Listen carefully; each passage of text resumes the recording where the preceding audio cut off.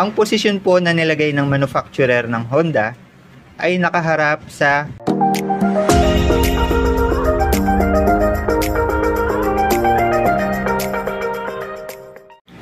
ang ating bola ay matatagpuan sa ating pulley, which is natatakpan ng ating backplate. So pag binuksan po natin ang ating backplate, makikita po natin ang ating 6 na bola. Kung galing po sa kasa ang inyong motor at bagong bukas, ang posisyon po na nilagay ng manufacturer ng Honda ay nakaharap sa kanan ang part na may puti.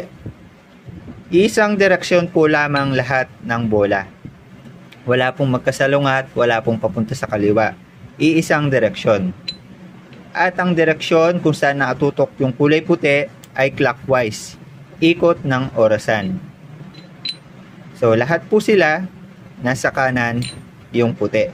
Wala po tayong dapat pagtalunan dyan mga kapindot dahil ganyan po nilagay ni manufacturer ang ating mga bola. So kung gusto nyo maintindihan kung bakit ganyan yung posisyon ng ating mga bola, ito po ay sa kadahilan ng ang likod na part, which is makikita nyo pure black or parang may cover, sumasandal po siya sa ating pulley sa oras na umikot po ang ating pulley. Ang ikot po ng ating pulley, kung isa side view po natin, ganito po ang itsura niya. Counterclockwise po. Pag ganyan, kabaligtaran ng ikot ng orasan. So kung itatop view po natin para makita nyo, ganito na po ang itsura niya.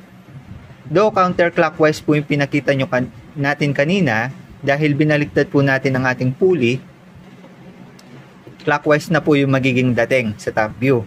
So ganyan po ang ikot ng ating pulley. Sa pag-ikot po ng ating pulley, ang ating bola ay nagre-react sa bakal.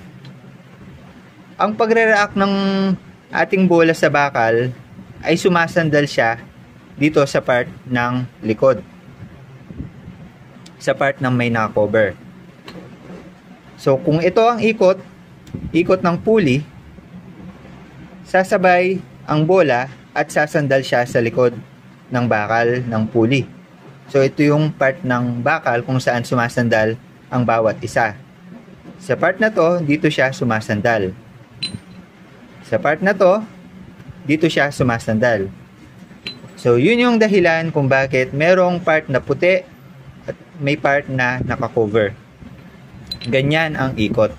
Kaya ang mga bola natin ay nakaharap papunta dito, clockwise yung kulay puti.